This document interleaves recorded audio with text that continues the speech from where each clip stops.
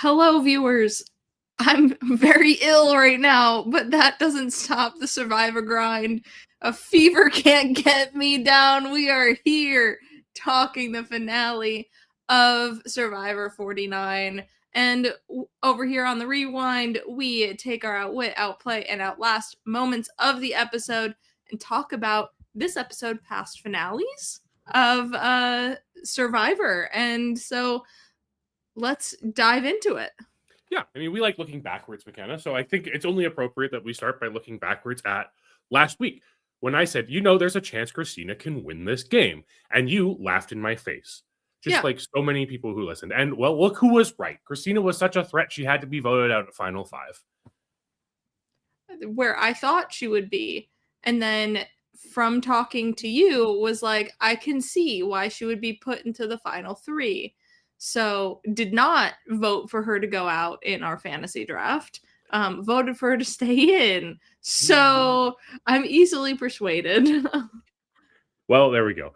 But I mean, overall, McKenna, like we're here. We're at the end of Survivor 49. It feels like just yesterday we kicked off this season, but another one's in the bag.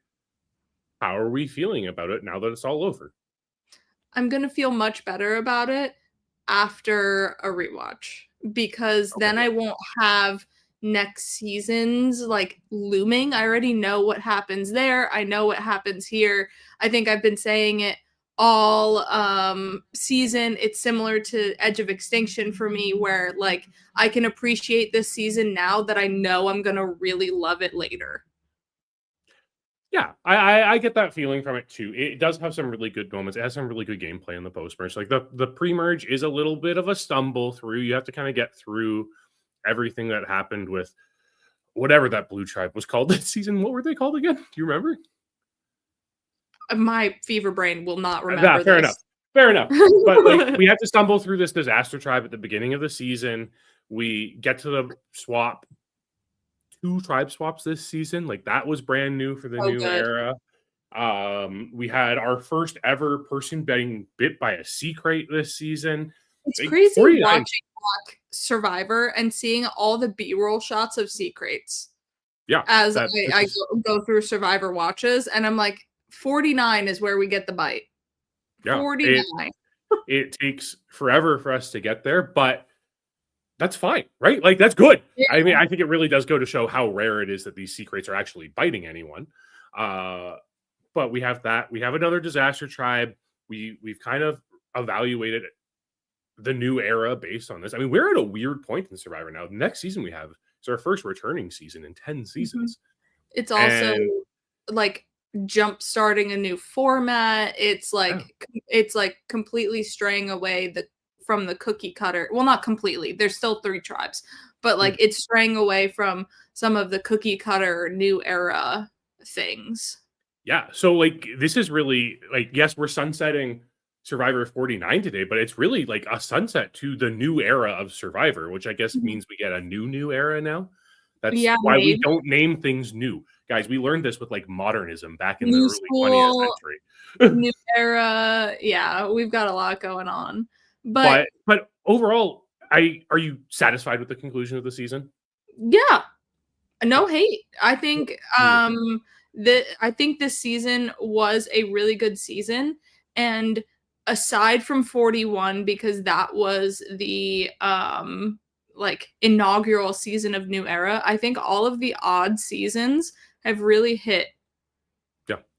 Or my favorites of the new era. I really like all of the odd seasons. Yeah, I agree. And I think when it comes down to it, like this was a pretty entertaining finale of Survivor, in my opinion. Yes, there's like the whole like you finally get the final 3, and those of us who had known the tribe divisions for 50 ahead of time and knew who was on 50 were like, okay, cool, where this is going. Even sitting through Final Tribal Council, I didn't think it was very clear that Savannah was going to end up winning.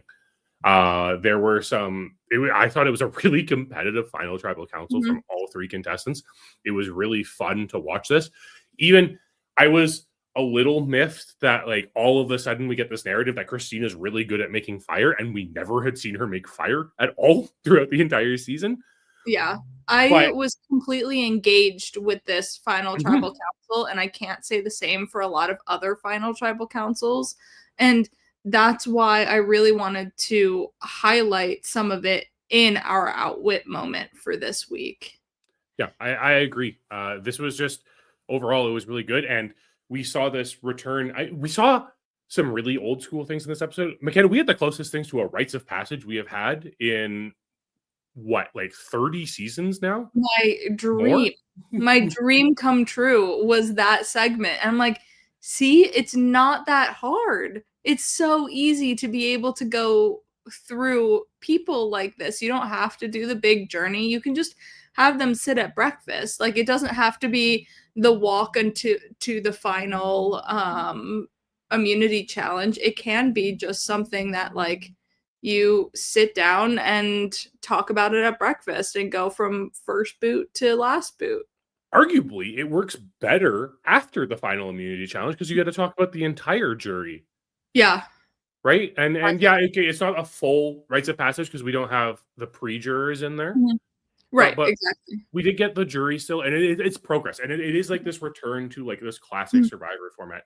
Even arguably, like we're at a point where the jury format is back to the more classic Survivor format, Mhm. where yes, they're not getting up and asking their questions, but we are at the point now, and we have been for the last couple of seasons, where we're just asking each juror one by one what question it is, and like at least that's how it's being edited now. Yeah. And so this is where I want to highlight Jawan. Mhm. So our outwit moment is what is your why? And I thought this was a great question from Jawan of like, I want to know why you're out here and should this impact my vote? Because some seasons maybe it didn't impact their vote, but as an edited piece it seems to me that certain finales that their whys impacted votes and them getting votes at the end. So I really love that he posed this question of what's your why and should it matter to me. And I loved Savannah's answer of like, I'm being selfish, and so I hope this doesn't impact you because typically someone who's being selfish is not rewarded for that. I really appreciated everyone's response to this question. I appreciate this question. Like Jawan Mhm. impressed me all season. I thought Jawan was one of the best characters on this season. I felt like he had a good head for strategy. The way he played the middle of the stage was fantastic. And him coming in with this question, which surprisingly, we've never really had before. Like we've kind of had this Right. type of thing before. Usually this Mhm. like what's your why comes out in What are some you other doing with the part million of why? yeah, exactly. It's phrased differently. The way Jawan phrases it, Yeah, and it's especially more that aggressive. follow-up. Yeah, and especially with that follow-up of does should we take that into consideration here? Is fascinating because no matter how you answer, should we take that into consideration? The jury is taking it into consideration Mhm. because you're answering it in final tribal council as something they're evaluating. Yes, I'm sure there are jurors who came in with, their minds made up who they were voting for already, and they probably knew what these people's why was beforehand.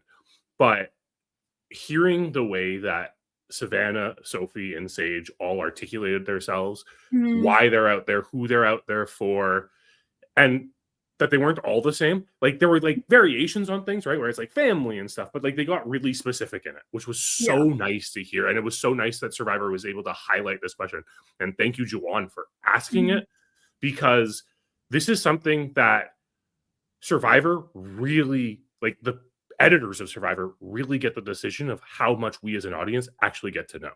Exactly, because what I wanna mention here is Jeremy in Cambodia. He is Mhm. very much a front runner throughout the entire game, but then you add his story of, "I didn't tell you guys about my unborn baby. When Val came out, she was pregnant, and I asked her how the baby was, and I got to get my answers." Like, that all felt impactful toward the win because of the way we have been, like, aimed to view Jeremy throughout the Mhm. season. And yes, he was a force strategically, physically, socially throughout the entire game, not to diminish that. It just, the way that they showed us made it seem like his why mattered more to the jury, where here in 49, the whys were just the whys. That Mhm. they didn't impact anybody's vote of, you know what, I feel for Sophie and her grandma. I'm gonna give Sophie my vote. Yeah, right. The only person who really references like hard overhead in their vote is Jawan himself, who's the one Mhm. who posed this question. And not, I don't even think Sage's answer to this question And necessarily it is what wasn't made even the him vote why, for it it. was just their No, relationship. yeah, exactly. But with Jeremy, it's so fascinating with second chances and just like the theme of that season in general as to why people came back, right? Like the unfinished business of it all, the ability to go out there, try again, see if they can do it. But Jeremy also coming in with this like knowledge of like, hey, Val's pregnant. Like we're Mhm. having another child. So, $1 million really helps with that. Yeah. And but the fact of the matter is like the fact that he holds it all the way till final tribal council and just mentions it, right? Like he knows he's not persuading anyone with this argument. I mean, despite the fact that like, he has Spencer there who's like way younger. Mhm. And one of the things that like Spencer being too young to get the $1 million is kind of like one of those stories of Spencer on Survivor. And Dash is there too, who's also on the younger side, like not on the same stages of life as a lot of the people on second chances, because we pulled people all the way back from Borneo onto the season. Mhm. So when you listen to this, is the why there for Jeremy the fact that he's trying to redeem himself from his San Juan del Sur game? Absolutely. Is it the fact that he has this family? Yes. And that's what's so fascinating about these whys is they are Mhm. compound and complex ideas that can be tinkered by the editors to show us this. The fact of the matter, because I can't remember exactly which episode in Cambodia it is that we're told Val's pregnant. Like, right It's off the bat, yeah, pretty it's close. really early in the season. Like that entire thing is planted in our minds from the beginning. So we as an audience aren't Everything is for surprised. Val, everything is for Yeah. Val. We aren't surprised when we get to final tribal council and Jeremy is explaining this to everyone. And like we see the impact of it, the shock of it all and everything, right? We're also meant to believe because of the edit that this is an impactful moment, that this why is enough to sway the jury, even though there were so many other factors going into the Mhm. jury decision in that season.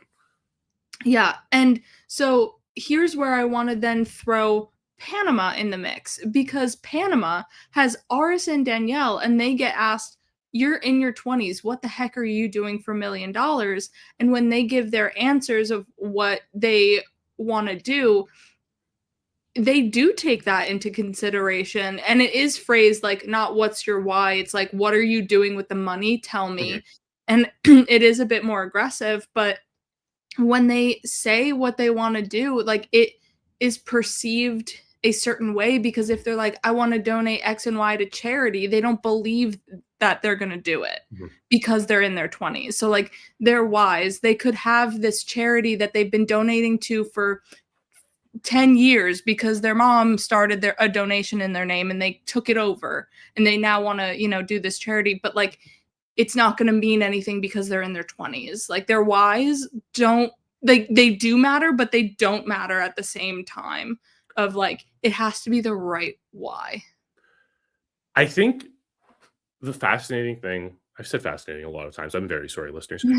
One of the most interesting things about this question is I don't even think your answer is what matters the most. It's how you answer, right? If Mhm. that makes sense, it's Yeah, not the you have to actual be specifics of careful. what you say.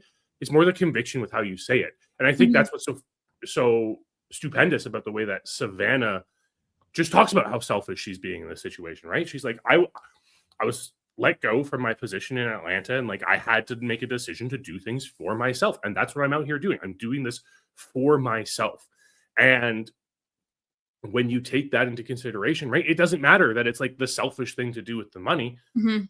We know what that why is. We know Mhm. what's motivating her in the game. And that's what's so important. That's so different than, you know, someone coming into the game like Aris and Danielle, who are young and they like still have this world to look at. And it's like, what are you doing with the world? And it's like this, if you just come out and say, this $1 million gives me an opportunity just to explore and figure out what I'm going to do with this Mhm. $1 million. Yeah.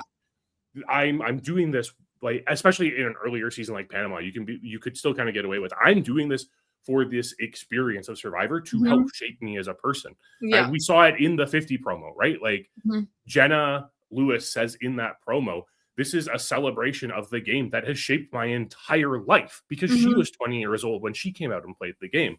Mhm. So having that perspective and then just being able to articulate it, I think, is more important than actually.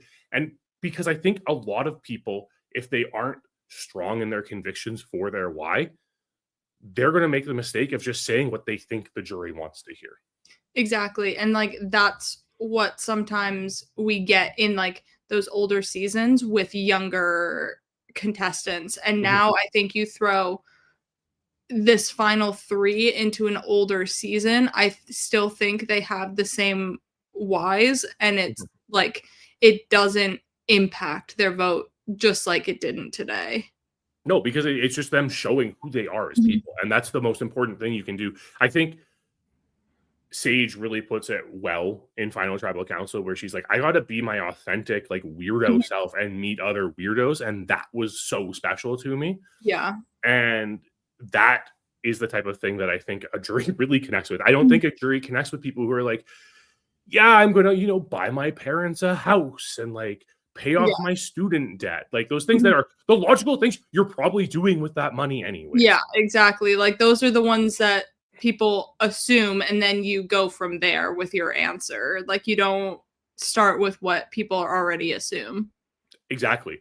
And when you look at these players, and let's look at another example of a why that a lot of people had this misconception of really influencing the jury, but doesn't in Millennials versus Gen X. When Adam comes and we get the entire story about his mom and Mhm. everything, and the blowback after that season was, oh, Adam only like sweeps the jury because of the mom fact and everything. When it, in fact, Adam had set himself up perfectly to Right. sweep that jury anyways. Yes.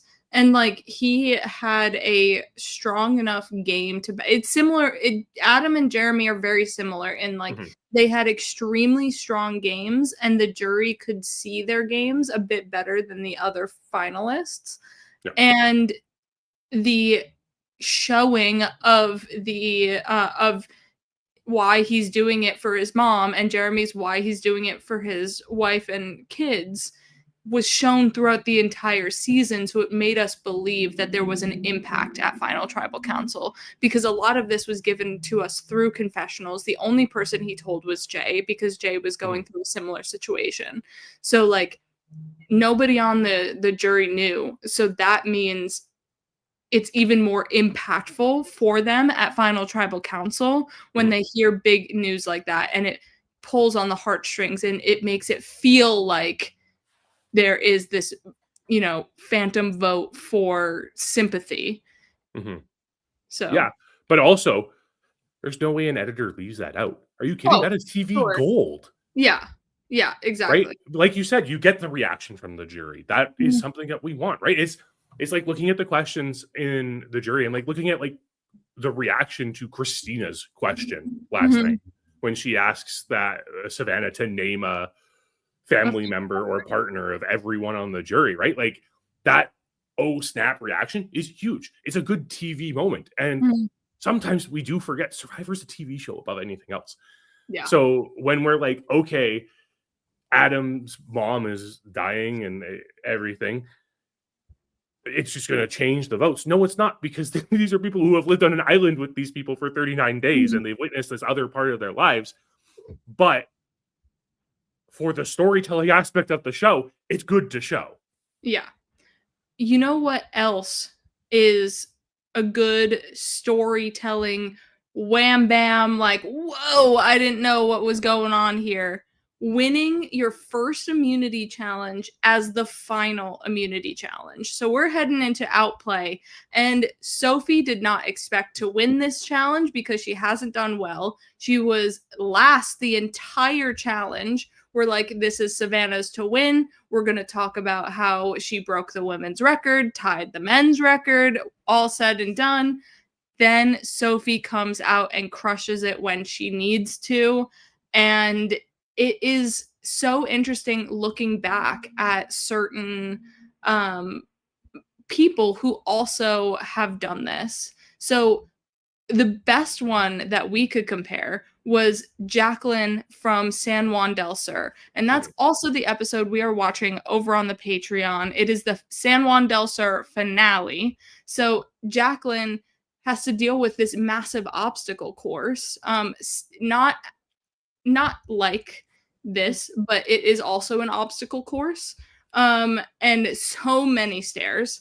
And Jacqueline is just dogging it the entire time. And then all of a sudden, it gets to the puzzle. Same with Sophie. Gets to the puzzle. She puts the puzzle together, finds the numbers, unlocks the lock. There you go. Jacqueline wins the immunity when she could have been the next person out, or she was definitely going to be a name. Yep. Yeah, I mean, it was very dangerous for Jacqueline in that moment, right? So it was important. It also gives her the power to make the decision, just like we see with Sophie here, right? And yes, this is before Final Four fire making, so it is at the Final Four that this challenge is happening in San Juan del Sur. Jacqueline had already been saved by Natalie the vote before. It's the big Jacqueline, did you vote who I told you to moment? And because of that, like, there is this bit of danger for Jacqueline here, right? Having that decision and the power to determine who goes to the final three is huge. And we see Sophie kind of struggle with that in this 49 in the 49 finale. In fact, she actually acts a lot like Jacqueline, where it's just like, I gotta think my things through, right? Like Sophie goes off. She kind of does the opposite, I guess, because Sophie goes off and thinks things through. Jacqueline's like, I need to talk everything through, because that's what I've been doing with John the entire game. But makes this like bolder decision of like, I mean, Jacqueline kind of gets the easy decision of, oh, there's no way we can let Keith Nail sit at the end with us. Yes. And technically, I think Sophie's doing the same thing when she says, I can't let both Rizzo and Savannah sit here, despite the fact that maybe both Rizzo and Savannah sitting there is better for Sophie in the end and could actually get her a win with like split votes and everything. Could be. But who knows? We don't live in that world. We live in a world where Savannah and Rizzo have to build fire against each other. And that was exciting. It was exciting to see Sophie pull the trigger on that after weeks of like waiting for it. We actually got the payoff. It was so nice to feel. And when you look into Jacqueline's win and in comparison, it's just that clutch that's just like, okay, it's going to put me through. And at least you're thinking, maybe they can pull it off. Just maybe they can pull off the win here. Yeah, we've already talked about this finale, but this is kind of what this episode is going to be. We have a few finales that we want to reference here and just go back to different moments of it. And that is Danielle, because she is truly and authentically like, what the heck just happened? I never thought I would win, because I'm up against Terry Dietz, the man who has won basically every challenge here, and Aris, who's won the other bit of the challenges here. So I figured I was getting dragged to the end and still had a spot, but now I have to choose between two guys who I made a promise to, because I assumed that I wasn't going to make the final. And so Danielle's predicament here in the finale is really interesting, because if we look at Danielle's relationship with the two guys to Sophie's relationship with Savannah and Rizzo, it's similar, of like, Savannah has been my bestie. Rizzo thinks I'm his number one in the game. So where do I go? Do I keep one of them? Do I put both of them in fire? Or like, where do I go? Because these people are so close to me, and I didn't think I would make this decision. And the thing is, with Sophie's decision in comparison to Danielle's decision, she has to, no matter what, get rid of one of her allies. Right.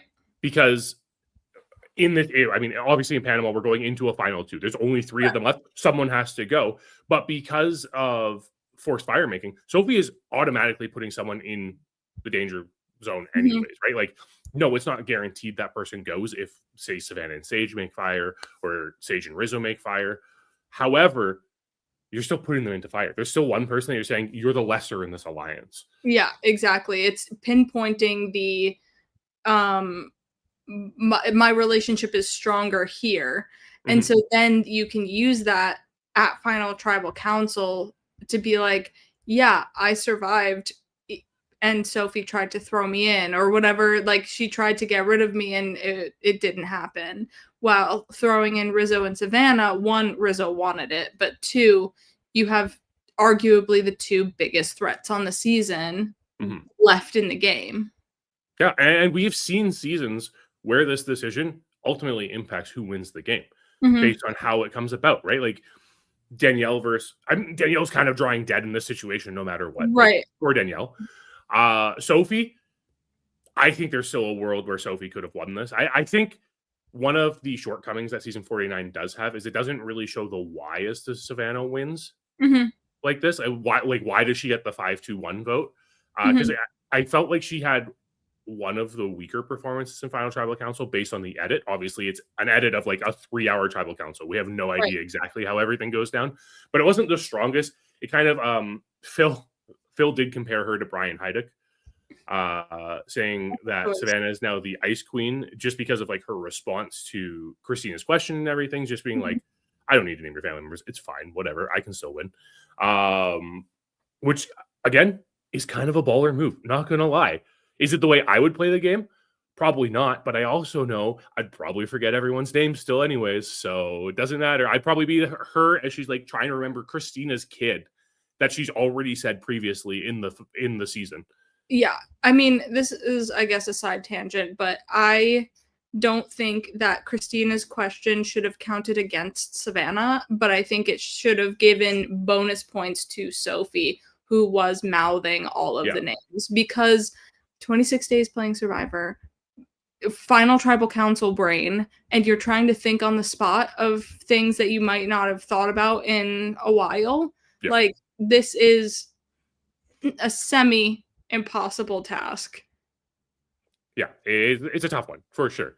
And there are people who will be able to rattle it off easily. But you know what? It doesn't matter because Savannah gets her win anyways. But yeah, Danielle's kind of in this situation where it's like, okay, she might just lose anyways. Like, she probably had a better chance against Aris than she did against Terry for sure. Although, like, Terry isn't guaranteed to win just because he like got to the end. I mean, everyone in Keziah still hated him. So like, who knows what could have happened there. But you even look at something, another situation where we get someone winning their first immunity at the last immunity in Marquesas with Nalia. And that ends up being a deal between Nalia and Vesepia, where Vesepia is like, if I give you immunity, will you take me and let Kathy go? Despite the fact that there was already a deal between Vesepia and Kathy. Yeah, Vesepia was out here making moves because she knew she wasn't in an alliance. She was not part of the duo of Nalia and Kathy. And Kathy was the clear threat to get out at that time, unknowing to what V does at Final Tribal Council. Yeah. And then we have V strike up this deal with Nalia and be like, all right, let's go to Final 2, you and me, done deal. I'll give you immunity, you got it. And I feel like that's an offer I couldn't refuse. You're giving me immunity? I can still renege on this deal. Yeah. Right? You can still just take immunity. You get the safest moment at that point, and you get the power, right? But sometimes that power is the detriment to this entire of winning this final immunity, because it's the one that then potentially sours a jury against you. Yeah. So Nalia's proposal, or V's proposal, is really interesting when it comes to the finale and how it shapes the jury and things like that. Yeah. But one thing that Kathy, V, and Nalia are an all-female Final 3. Even though it goes to a Final 2, it's still an all-female Final 3. So that's what we were talking about with our Outlast moment, all-female Final 3s. And this was added to the bunch that we've got going on. And it's great to see how everything shook up, especially when we were watching San Juan del Sur, and Baylor is the only female jury member because we have the Julie quit, and then the rest of the girls are in the Final 3, and it's really, really cool. Yeah, it's fascinating looking at this because we heard it on the episode, right? Like both Sophie and Sage mentioned it, right? Like the last time we had an all-female final three was 20 seasons ago in San Juan Mhm. del Sur. In fact, this is actually a really rare occurrence in Survivor. We've had all Yes. male final threes a lot, but to get an all-female final three, this is only the 5th time it's happened. And it's only the 3rd time we've had an all-female final three Where it was at Final Tribal Council, because the other 2 were in Marquesas, which obviously predated Final Threes, Mhm. and Micronesia, which had a Final 2. Yeah, exactly. And I wish there were more, because as Sophie named the tribe, strongest woman of the tribe, and I feel like that was just a beautiful way to cap off that season. You had all 3 ladies come from different places in the game, and it Mhm. was really great to watch all of their different stories, even though like Savannah and Sage both started on Uli, they took completely different paths. You Mhm. have Sophie and Savannah who swapped together and then ran the rest of the game together, but Sophie had a completely different beginning game. And so it's really interesting to see how they articulated it and navigated this final tribal council, because we have gotten, not in the new era, but like we had that huge drought of female winners, and so to have this locked in be a female winner was really cool. Yeah, and these are all like, I don't think by the time we got to Final 3, and actually probably just like Final 5 in general, I was already, defending Christina last week about her possibilities of winning. I don't think I would have just been disappointed in the winner, whoever in this Mhm. finale had won. And there are moments where I don't feel that way. Yeah. Like there have been previous seasons where I don't feel that way, but this is one where I'm like, yeah, I'm okay with any of them winning. I see how they Mhm. could get there. I see what their winning potential is and how we could determine that. And it's really awesome seeing 3 women who really played the game quite differently Mhm. all articulate themselves well at Final Tribal Council and just show that they honestly are just like real badasses in the way that they dominated this game. Yeah, exactly. And it's it's also great to see Savannah win when you have like a dominant, kind of like more abrasive female, because like Cass has pointed out, like that archetype doesn't win because you're looked at as a bitch. And it's like, you're right. You are, and that's not fair when, the male counterpart gets looked at as this massive strategic threat. Yeah. So like it was great to see Savannah win playing like an ice queen, Mhm. and you know push this narrative of like you can just ice people out and still win. I know there's a social game, but like you can have this hard strategy and still win as a female. Yeah, it's so refreshing to see a player like Savannah win a season of Survivor, Mhm. especially in like this very kumbaya era of Survivor. Like that's Yeah. been honestly one of the downsides Mhm. of the new era, right? Like everyone's kind of playing a little too nice, and Mhm. we always talk about like there are no more villains on Survivor, and Phil has this thing about people getting mad about whenever anyone does anything slightly villainous Mhm. on the show anymore, right? But I mean, it all very much accumulated last season, right? Where we had like Mhm. the most kumbaya of kumbaya in Yeah. 48 at the end. And now seeing someone like Savannah be rewarded for not playing that way, Mhm. like for being able to play the game very tactically, not have to focus solely on like these like, Loyalty, alliances. yeah. But And now like she's coming into a coach. So that's true. Coach loves his loyalty, so we'll see what happens there. But honor, integrity.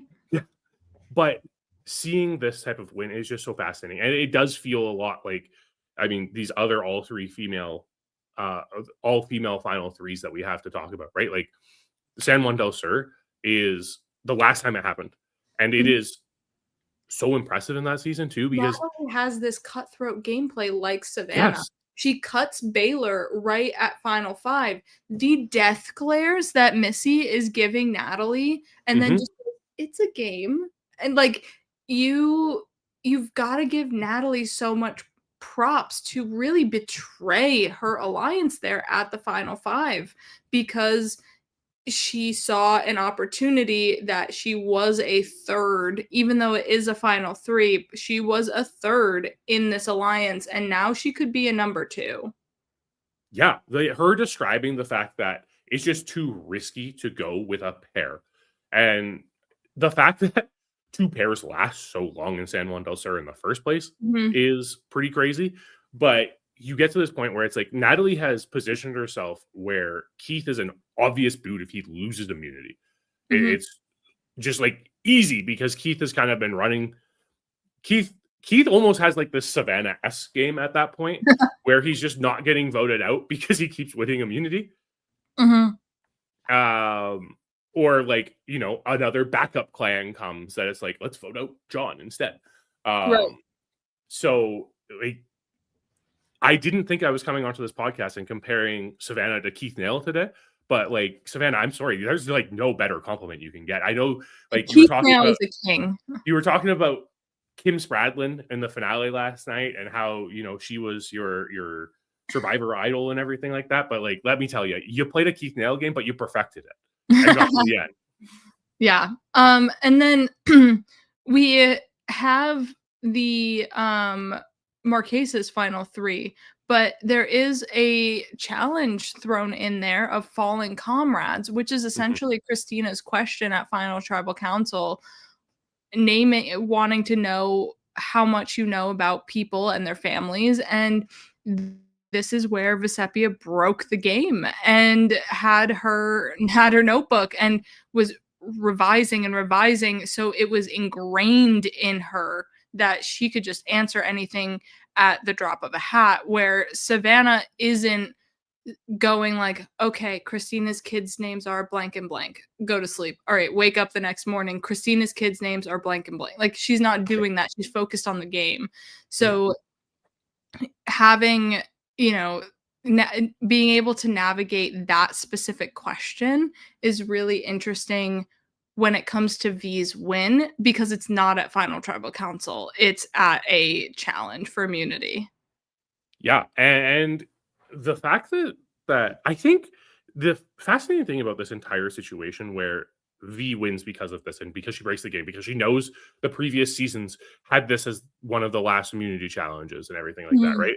Knows how to approach the game that way, knows what she needs to do and what she needs to study. That is so old school, right? Like we talk about old school Survivor. Old schools really did focus on the social game a lot.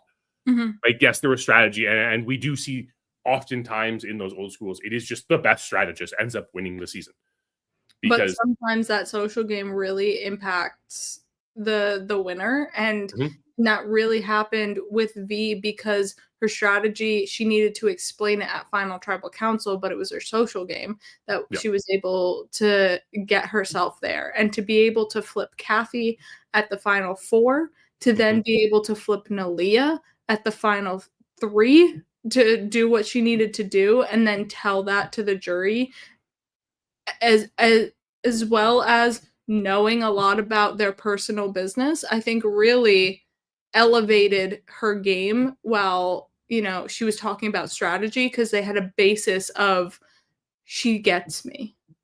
Yeah, and I think it is so much more important. I think you had an opportunity to really focus on the social bonds a little bit more in a Mhm. 39-day game for one thing. There's more downtime, you're spending more time getting to know people. You're also in Marquesas, we're not dealing with advantages everywhere and the threat of advantages everywhere. Mhm. Or, hey, somebody go to this island and run around it to get an advantage. Yeah. Or, hey, let's bring these puzzles to the end, or at the end, there's final 5. Let's get you all hunting for an advantage right now. We can do that, right? We don't have that kind of craziness going on. We don't have the, hey, do this challenge, go to tribal council later. We have that downtime where people could Mhm. really talk and learn with each other. And Vesepia just took complete advantage of that. Yeah. And sure, there might be some luck here in the fact that Pascal gets rocked out in at 4, which makes it Mhm. so that this is an all-female final 3. But like you said, Vesepia flips Kathy, so that could happen in the first place. Mhm. Like that was a conscious decision by half of the remaining castaways at that point. So Yeah. there are these decisions to make there, and when we look at all of these all-female final threes, the only one that is like close to guaranteed at all are like the two that we aren't really going into depth with Micronesia, because it's all these women working in an alliance just trying to get out Eric because he's the last man standing, and the woman from One World who are all working together the entire time, right? Like, when does Tarzan goes home sixth in that? Like, doesn't even, like, we're at a totally different point in Survivor. And the fact of the matter is, like, yes, we're only getting an all-female final three because the man happens to fall at 4 in in a few season 4, seasons, in season 29, and in season 49. But you know what? It still happens, and you still kind of get that, like, yeah, all women in the end. That's pretty great because it doesn't happen that often. Yeah, I agree, John. So remember, dear listeners, check us excuse me, check us over on the Patreon with the San Juan del Sur finale. Watch that so you can listen to us this weekend. John, I mean, there's not there's not a lot in the immediate. There is. Yeah. So what's going on? Obviously, Phil and Will broke down the finale on Wednesday, so go check that out if you haven't already. Great thoughts on the season as a whole and everything. Also, Will kind of was the person who designed part of one of these challenges. So, the one that Sophie got the advantage on, Will is actually the propagator of that. Whoa. That specific element of the challenge. He talks about that a little bit over there.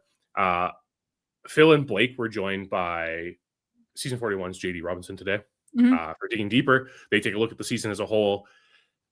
Phil got exit interviews with Christina, Rizzo, Savannah, and Sophie today. Hopefully we get Sage tomorrow. Should be Sage. Hopefully. Fingers crossed. So check all those out if you haven't. They're pretty quick. They're just exit questions, but there's some great points in there. Some good nice things with it's really good. It's really nice seeing Rizzo talk about being, a fan of the Specialist since Worlds Apart and just talking about it. So that's pretty neat. We got an off season, but the guys, like, the biggest season in Survivor history is right around the corner. So there's a lot. You have to stay tuned. Make sure follow us on Instagram. Yeah, everything. Make sure you hit the bell, like, subscribe, all the things on YouTube, so you know when exactly we go live. But Instagram and Twitter or X are where it's at for updates and news and things like that. Those will be the biggest things. Some things to look forward to. There's a lot of, like, top 50 lists coming out between now and Survivor 50 because that's a magic number. Obviously, there's Traders coverage coming out. Starts on January 8th. And then McKenna and I have something special cooked up for you guys. We're going to celebrate Survivor leading into Survivor 50. We're going to take a big look. And you know what? Jeff talked about it last night. We got 10 episodes featuring these players from Survivor 50. And in some capacity, we'll definitely be talking about those leading into the season too. And plus, we have 2 more defining episodes to get through with Rizzo and Savannah now that they are officially on the Survivor 50 cast. Exactly. We got a lot going. There's so much. It's the off season, but still, we are throwing stuff your way for 50. So stay tuned for everything happening, and we'll see you at some point.